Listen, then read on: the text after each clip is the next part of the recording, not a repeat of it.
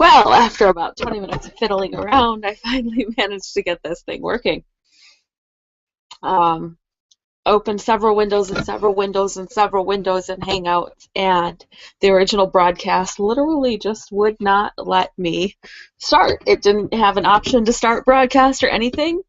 I have done and participated in Google Hangouts before, so I could not figure out what the problem was. It made no sense. So I just deleted the old one, started a new one. We're not going to let things get to us because it's my birthday, September 11th, 2014. I am Gwen Montgomery of, oh boy, I have a lot of projects. I'm going to take my glasses off because you can see the reflection from the computer screen really bad in them. I think I look funny without glasses. Hi, everybody that is watching me. I'm about to send some links out so that we will get some people moving in here. I'm over on Facebook right now, getting some people in here.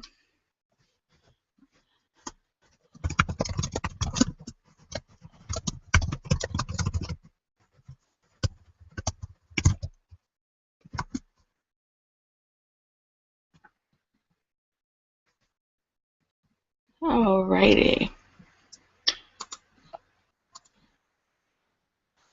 Go back to the right window. Okay. I'm just gonna sort of shuffle some cards and start getting myself into the mood of how I set the tone for readings. I'm not a super mystical reader. Never really have been, never really got into it that way. I mean, I'm really, really into reading. I'm really, really into tarot. I'm really, really into oracles. I love Lettermans. I love all of them. I have my rituals. I have my methods. I have my ways of doing things. But the really super woo-woo mystical sort of way of doing things where you have to have crystals laid out and you have to meditate for half an hour before that, my gift doesn't really work that way. Can't explain why. It just doesn't work that way. Getting some background music going for myself here. I have a station on Pandora, internet radio, that I call my divination station, and it has built up and built up and built up since Pandora first started. I don't know, a couple years back. I'm not sure exactly how far back Pandora started. But I listen to that station whenever I'm doing any readings. And that's my mind trigger. It's not the crystals. It's not the stones. This is my Big Vice Mountain Dew Code Red. It's not the crystals. It's not the stones. It's not the meditation. It's not the special setting. I can do a reading anywhere. I can do a reading with any kind of cards, with stones, with runes.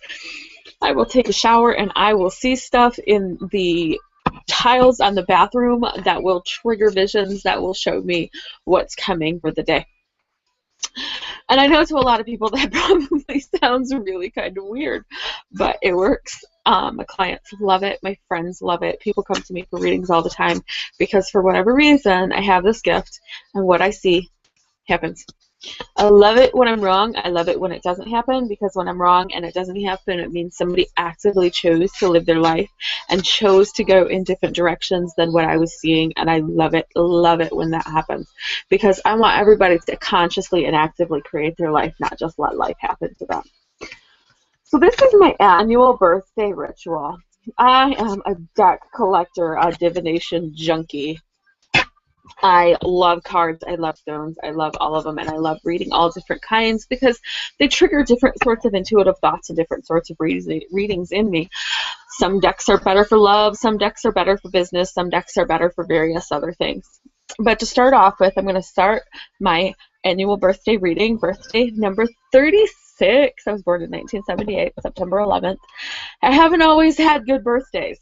I can honestly say this is the first birthday in my life that I really, truly, joyously celebrated.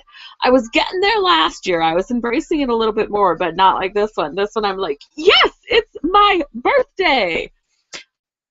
You can imagine with my birthday being on 9/11, they haven't always been the greatest. And not just 9/11/2001 was bad, but on a very personal level, my birthdays have often been very bad. And last year I said, no more bad birthdays. From now on, they're going to be good. And this year I said, screw good, they're going to be awesome, because I have another wonderful, amazing, blessed, and brilliant year ahead of me to embrace my dreams and live my dreams and live my life. And I have jumped headfirst, diving deep into that by quitting my day job. Very stable, very steady, nice steady income, very well paid as a payroll administrator in corporate America at a home health care agency that was growing exponentially. Great job, great pay. But it just wasn't my passion. It wasn't me. And the tedious and the over and over and over again-ness of it just got to me. And I said, no, I have to do me. I am a priestess. I am a seer. I am a happy money girl. And so I quit my job and started a business. Crazy, I know. So let's see what this next year ahead has. I'm going to start with the Oracle of the Dragonfey deck. Where'd the box go? I've had this one for a good number of years. It's a lovely deck. It's by Lucy Cavendish, who's the creator of the deck. She has several different authors in it. But one thing that always struck me with this deck was the card number 16 is Gwynne and Eloise. It's attunement. Now, what's really interesting about this card for me, Gwynne is not too uncommon of a name. You don't meet a lot of people named Gwynne, but I have met a few in my life. What I don't ever hardly see is Gwynne spelled the way my name is spelled, Gwynne. And in this deck it is. So, of course, that struck me on a very deep level when I got the deck. So I always start my birthday readings out with that deck because interestingly, that card meaning attunement, that deck is attuned to me. Probably I know, kind of crazy. I shuffle a lot when I do readings. And that's why I'm doing this reading live, is so that everybody can kind of see my process and see how it works, so that if they want to get a reading, they understand what it is that I'm going through to connect. I have my music going. I have my quiet space, my room. My husband leaves. A lot of times I will be in my office. I have rented my own office, and I will do readings there. But it is now 9:30 at night, so I'm not at my office. I love my office building, but it is a post-Civil War era mansion. It's built in 1872 by a retired Civil War colonel and his wife. It's built on a mineral spring, and in addition to, of course, them and their lives there after they passed, moved on, the building was sold to a group of nuns who converted it into a hospital, and it was a hospital for about a decade and a half ago, from the 1920s to the 1930s. So you can quite imagine the spirit activity that is in that building. And while I don't consider myself traditionally a medium, I do intensely feel the spirit activity, especially at night. Yep, you can imagine I don't want to be there at 9:30 at night, so I'm sitting at home. But my husband has left the room so that I can focus on my reading without focusing on him. And I dropped a card. We have a jumper. I don't always read jumpers. Sometimes it's just because my hands are clumsy. And this is a really big deck. So bigger decks, I'm usually going to jump. But I'm going to look. Anya is actually how A-I-N-E is pronounced. Anya and the Guardian. Anya is a Celtic fairy queen. She seduced mortal men and said that she introduced the half-fae blood into the world in some stories. But interestingly enough, in this deck, Anya and the Guardian, born innocent. We are born innocent, but do we stay? What do we do with it? So I'm going to shuffle again. Hopefully we're not going to have another jumper, but you never know. Like I said, this is a big deck. And then to kick off this happy birthday reading, how is this next year going to be for me? And another jumper, see? Endel, emotional flow. I have been through significant transformation in my life in the last couple of years. I started Transformational Intuition in May of 2013, and I kind of grew and grew and grew and grew. And then, of course, when you start a intuitive business or like that, it transforms you. It becomes very personal, and it transforms your whole life. And I had the day job and all of this various other things, so I've had a very transformational last couple of years. So we're going to look at what 36 is going to be for me, and I'm pulling 3 cards from this deck. And I love this. This isn't always a happy, bright deck. There are a lot of decks out there that are all very happy, very bright, very positive. Every single card is wonderful. But life isn't always like that. Sometimes it's harsh. Sometimes there's people that you don't really want to have to deal with or that are going to hurt you. And if everything's bright and beautiful and positive and you can't see that negative coming towards you, then what really is the point in looking into the future? I don't necessarily need to know that everything's going to work out because I trust and have faith that everything's going to work out. When I'm looking at the future, I want to know what's ahead so that I know if there's anything I need to worry about, anything I need to change. Am I on the right track? Am I on the right path?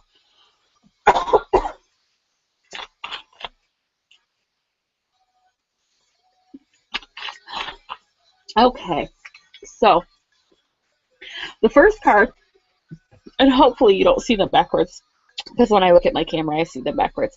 This is Melocene from the Oracle of the Dragonfly. And I kind of have to giggle a little bit. This is the weird synchronicity of the cards. This is the weird kind of stuff that you can't explain when you get the skeptics that wonder why you're reading cards and why this and why this and that, this and this. She has this key here around her neck, and her caption is "Love Who You Are." This is something I've really been emphasizing in my life lately, to love who I am as I am now. I'm just fine as I am, and I'm growing. I'm a work in progress. So I have to love myself now, and I have to love myself as I go. But she has this key, this heart key right here around her neck. And I find this funny and interesting because I have this tattoo, this heart key right here. You see the cute little devil horns and the devil tail. That's on my left arm. And in the next couple of months, on my right arm, I'm going to get an angel key to match. It's a key with angel wings. And so I just found it very interesting and synchronous that this love who you are with this heart key and my tattoo. This is definitely telling me that this reading is on the right path. It's on the right track. It's already triggering. It's already good. It's already leading to wonderful things. And definitely working on that, loving myself, loving who I am. And this is good advice for anybody. This isn't just advice for me. This isn't just for me. We all need to love ourselves. So we need to love who we are. Yes, we want to grow. Yes, we want to change our lives. But if we don't love who we are now, we're going to be stuck where we are until we find that lesson, until we figure that out. So the third card from this Oracle of the Dragonfly deck, the second card I should say. Why am I getting to number 3? 3 is a creation year. 36, 3 plus 6. Okay, so second card is the Sovereign, Gentle Power. I love this deck. It's a very autumny colors to it. You've got this beautiful orange and this burgundies and the butterflies. So there's going to be a lot more transformation going on. Butterflies are a symbol of transformation because, of course, they start as a caterpillar, this creepy crawly little thing walking along the twigs, eating all the leaves and whatnot. It cocoons itself and hides away for a while, and then it comes out and it's this beautiful, beautiful thing that's so, so fragile and flitters away so quickly. So again, more transformation, and I love that it's fall. There's that synchronicity again. We're going into fall. It's September 11th. We have the autumn equinox coming up soon, and so that season of harvest is coming up for sure. And then finally in this deck, we have Queen Una. And I hope I'm pronouncing it correctly. Maybe, maybe not. I believe so. Queen Una, a brilliant solution is on the way. And again, if we look at the synchronicities here, if I look closely here, under her name is a butterfly. If you remember, the sovereign has quite a few butterflies there as well. And as I'm looking at Melusine, not so much butterflies, but she did still have that red, burgundy, that autumn sort of colors. So all three cards combined, this is going to be a year of harvest. This is going to be a year of transformation. Those butterflies, especially signifying a deeper and more significant transformation than what has been occurring. And this lines really up with the feelings that I've had this last few weeks of what's been going on in my life and where things have been going. That deep transformation, that deep love for self. And that's really going to continue, and it's going to be emphasized in this next year. So now I'm going to put that deck away. I have lots of them when I do my birthday readings, and often when I'm doing any kind of readings, I don't use just one deck. There's always lots of messages. If I need more clarity, sometimes sticking with the same deck doesn't get that clarity. If I grab another deck or another system, I can reshuffle, I can redraw, and I can get a completely different perspective. If it's two tarot decks, I can pull the same card out of the second deck and compare them, because the visuals are going to be different, and the visuals are going to trigger different things in this crazy psychic brain of mine. So next, I want to go with the fairies. I have two fairy decks, and I use them so much that I have to rebuy them about every other year or so, because when you shuffle a deck so many times, it starts to wear out. The first one is the Fairies Oracle by Brian Froud. And the second one is The Heart of Fairy Oracle, also by Brian Froud. They're conveniently made to be the same size so you can shuffle them together, but that makes a massively, massively huge deck, and that's really unwieldy to read. So I'm going to pull two cards from each of these decks. My path has had a very heavy emphasis throughout my journey as a priestess and a pagan over the last 23 years. Wow. Happy birthday to me. I am 36. I was 13 years old when I first discovered this path, when I first discovered and learned how to read playing cards, and when I first discovered this deeply, intensely feminine divine spirituality. It's been a long journey. It's been twisted. It's been back and forth. It's been up and down, but this is where I am.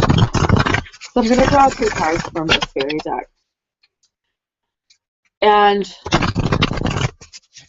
going to see what they have to say to me. They tend to be very chattery. I will tell people that a deck is chattery if it instantly triggers the various thoughts and whatnot in my head, or it's very quiet if I have to sit in the stillness and dig really deep to listen and find out what it's trying to say. These fairy decks are very, very chattery. So I have pulled two from the Fairies Oracle, and now I'm going to shuffle and pull two from the Heart of Fairy Oracle. The Heart of Fairy Oracle tends to have more of a focus on relationships. And I don't just mean love relationships when I say that. I mean all kinds of relationships. Even business relationships can and do provide a heart connection. In fact, when you make a heart connection with your clients, with your coworkers, with your colleagues, with your peers, when you have that heart connection, it builds better and deeper business relationships, personal relationships, friendships, family relationships, love relationships. This is why we have heart-centered businesses, because we want that heart connection, and we really want to truly transform lives, not just our own, but others as well. So the Heart of Fairy Oracle is really good for all kinds of relationships, all kinds of connections.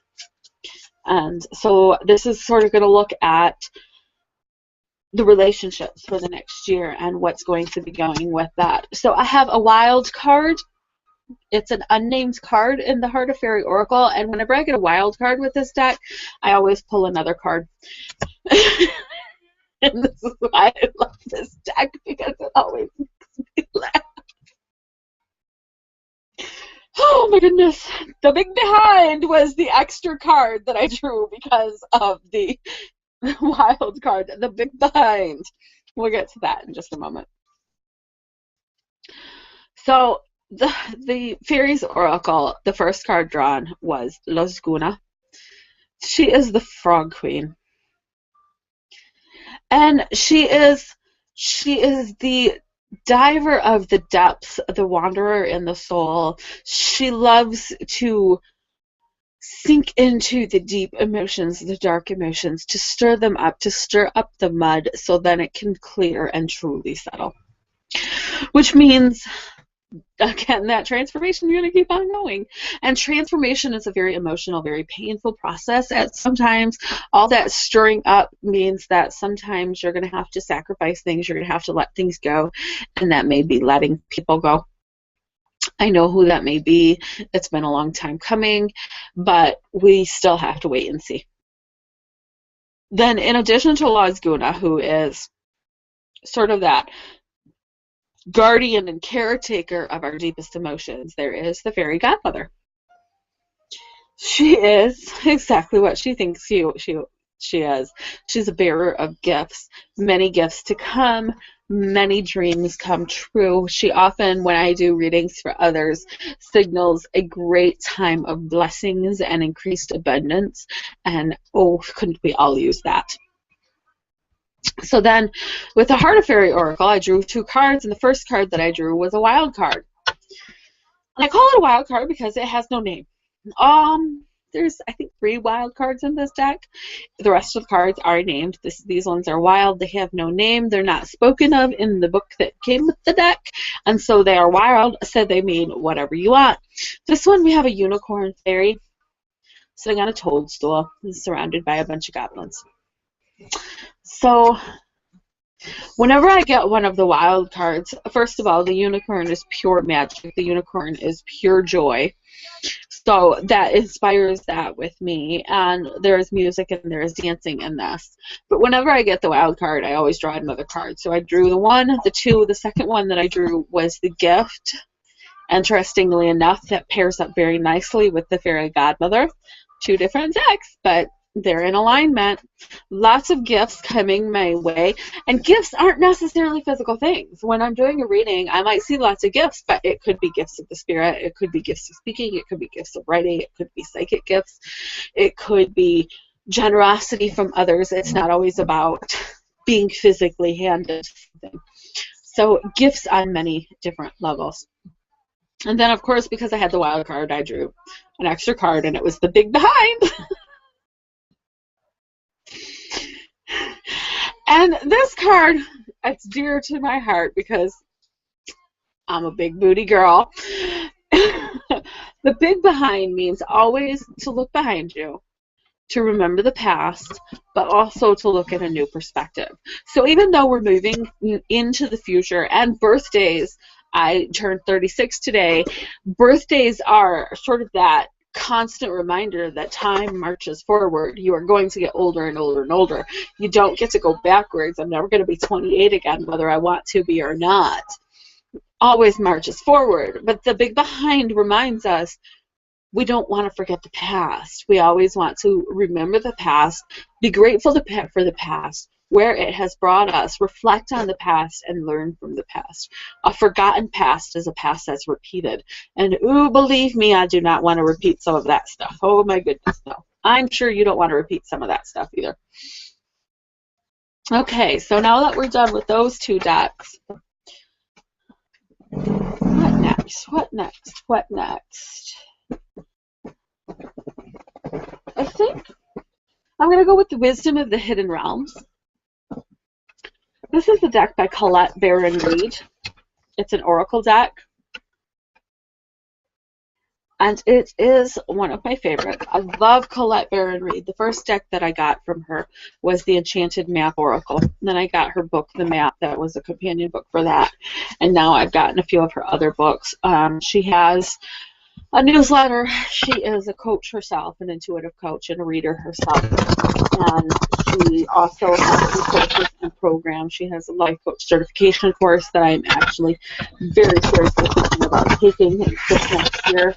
And she also has an intuitive reading course, how to read oracle course for yourself that I highly, highly recommend. It's a very, very good course.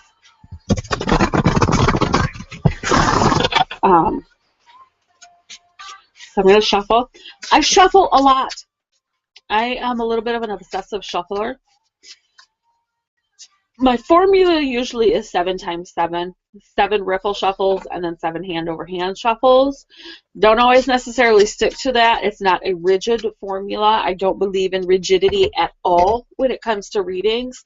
The ritual is nice. The ritual is wonderful. But the ritual doesn't necessarily allow the intuition to flow as freely as it needs to. When you first get started as a reader, yes, you need the ritual to learn to trigger your mind. But as you get more and more practice, you don't really need that so much to trigger the mind, and it becomes a habit, and habit actually shuts down the flow a little bit. Not necessarily totally, but it can shut it down. So I'm going to pull just one card from this deck. And this is a significant card. Oh my goodness.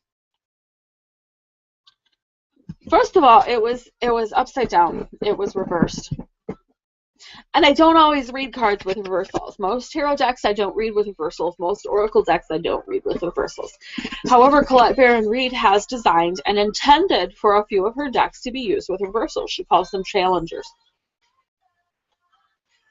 These are challenges that we have to go through. And this is one of those times where I'm going to grab the book that came with the deck, because I'm not as familiar with the deck, and it's always interesting to see the author's perspective, the creator's perspective, to see what it is that they're saying. Now, before I get to the book, I am going to say that this one's pretty obvious.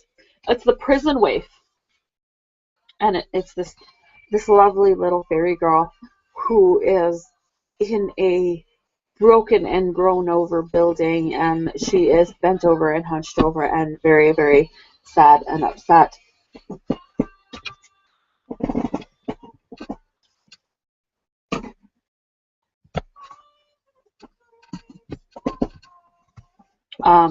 And self-sabotage and poverty consciousness are the two keywords that are used for this. But as I said, it was reversed, and so this is a challenger card.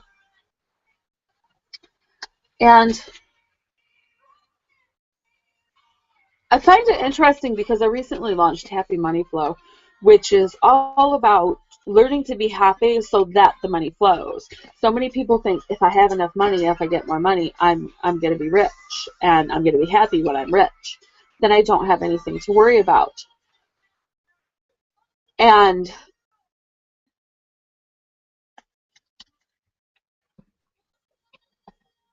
okay, my computer's lagging just a little bit here, so hold on just a second.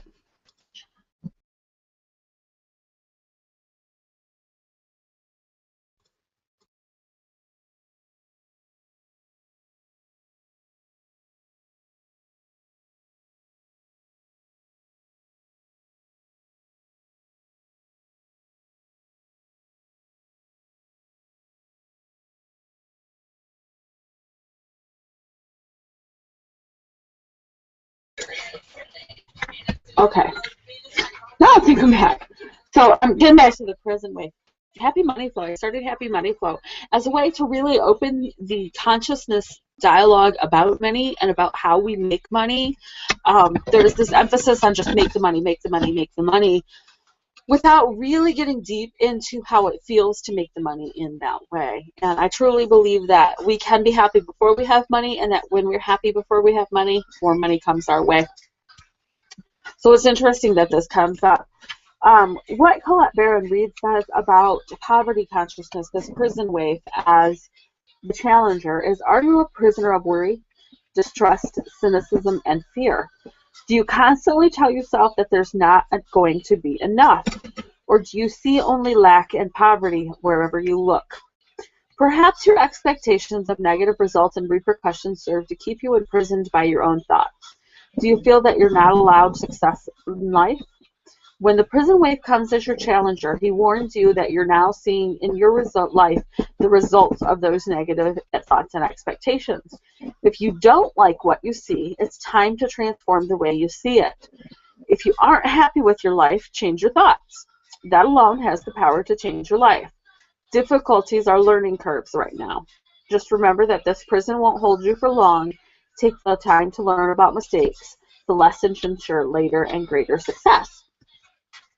So this tells me I still have a lot of work to do in that realm, and I already knew that. I know that. It's a constant evolving and continual process, this whole happiness and money consciousness thing. I firmly believe we have set points, and those set points are determined by so many factors, including our attitude and our happiness. One of the lessons I learned, and it was a stark lesson as a payroll administrator at this home health care agency, I obviously knew what everybody made. I was the entire payroll department, so I could tell you off the top of my head what these 200 some employees, each of them, make. And I would see them on a daily and even weekly basis, and I knew which ones were struggling because they were the ones coming in for a pay advance almost every pay period, and I knew which ones were successful, and sometimes they were making the exact same amount of money. They might have even had the same number of kids living in the same kind of area, and the only real difference in their lives was their attitude, how they felt, how they talked to themselves, and how they talked to others.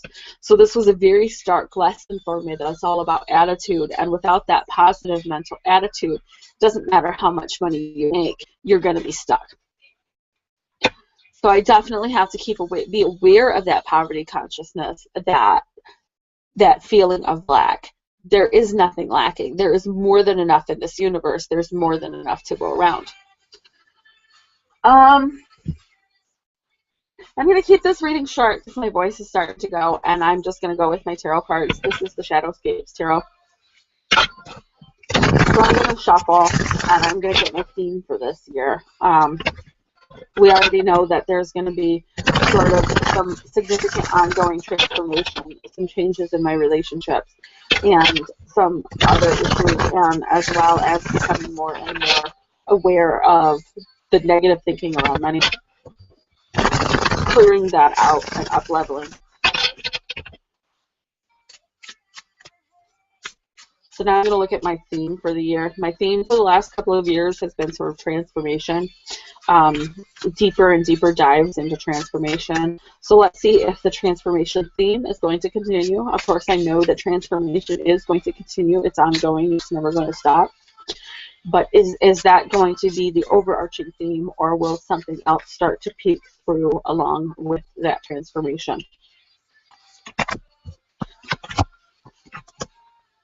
This is going to be an intense year. The Six of Swords, the King of Swords, and the Queen of Swords. I'm not going to go too deeply into what those mean, but I know in my head instantly what they mean. The Six of Swords is the moving card when I do readings. That means a move is coming, and this isn't too much of a surprise for me. I already planned to be moving next year. Not entirely sure if I'm staying local or if I'm moving way, way away. Not entirely sure at this point, but I will be moving. I do know that. So the Six of Swords makes a lot of sense there. Movement, transitions. This is, in this deck, a little boy flying off on a large bird away from all of those swords and crows, which indicates death and pain and sorrow. And so moving away from the bad times, moving away from the turmoil, and moving forward. This is a move away from bad things. And I have already been on that journey. I have already been making that progress, but this indicates a physical move, a move in physical location, not just a metaphorical head sort of move, but a physical move.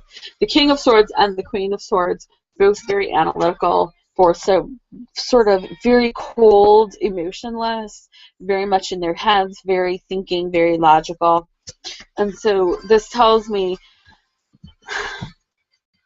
that while this move and this transition and this change has to occur, I can't let my emotions stop it from occurring, because my emotions have been stopping it from occurring. So it tells me that the theme is going to be not so much transformation, even though the transformation is going to occur. Really, the theme of this next year from 36 to 37 is going to be transition. So I'm moving from the old ways into the new ways. I'm moving from the old place into the new place, leaving behind what isn't working for me and moving to where it is. This has started with getting my own office location so that I can work in my own office and feel like a real business. And it's going to transition and permeate all of the rest of the areas of my life. So that was my birthday reading. And I was very happy to have anybody who listens. This will stay available on YouTube, hopefully, if I could get this figured out. Have a great night.